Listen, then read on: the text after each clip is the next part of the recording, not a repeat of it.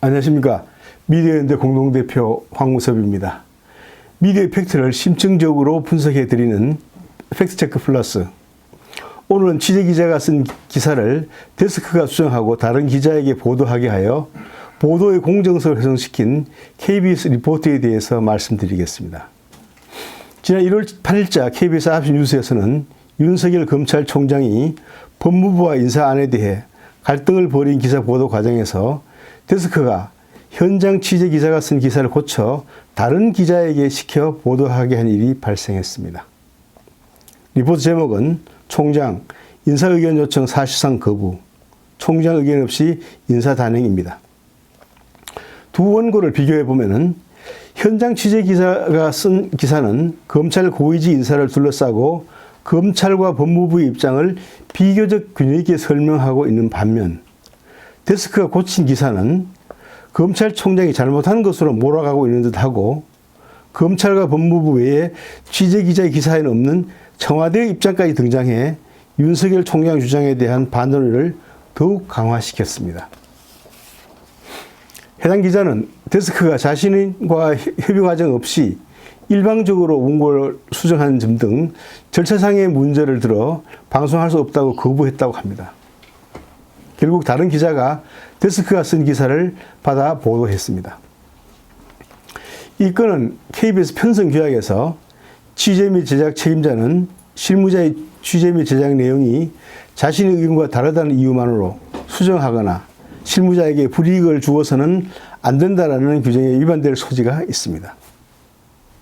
KBS는 편성, 취재, 제작 종사자 모두가 내 외부의 압력으로부터 자율성을 보장받고 양심과 표현의 자유에 따라 방송의 편성, 취재, 제작 활동에 임할 수 있도록 편성규약을 제정해서 시행하고 있습니다.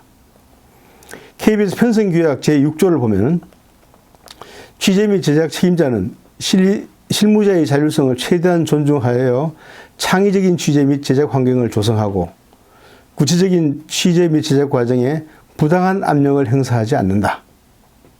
사망, 취재 및 제작 책임자는 방송의 적합성 판단 및 수정과 관련하여 실무자와 성실하게 협의하고 설명해야 한다.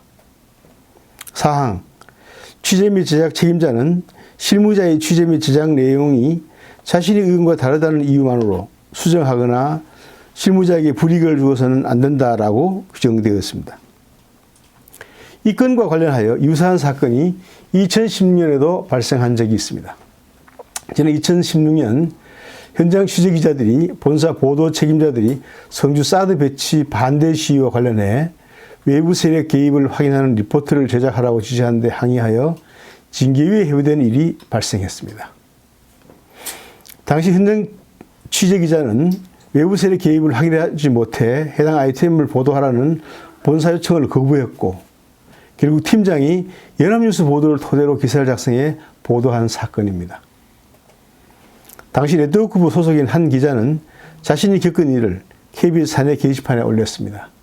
그 내용을 살펴보면 7월 중순 연합뉴스는 외부 세력이 있다는 성주 사드 배치 저지투쟁위원회 공동위원장이 한마디를 보도했다.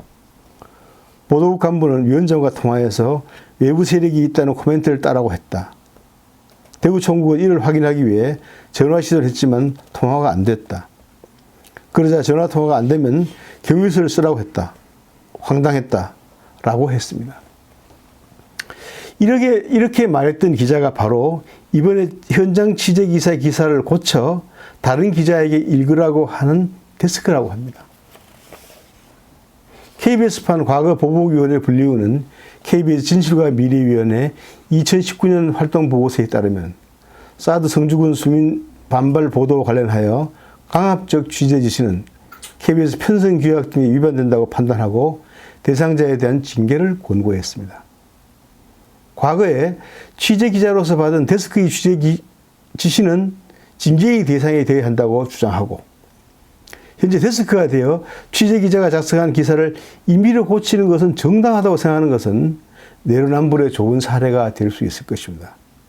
저희 미디어연대는 향후 KBS 편성위원회가 이 건을 어떻게 판단하는지를 지켜보겠습니다.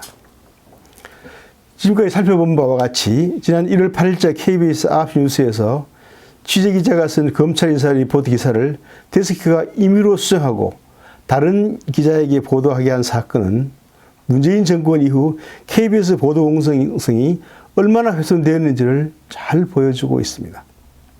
이렇게 조직이 외부로부터 부당한 간섭을 받아 공정이 훼손된 미디어는 사회의 공기가 아니라 흉기가 될 수 있다는 것을 우리 모두에게 일깨워주고 있습니다.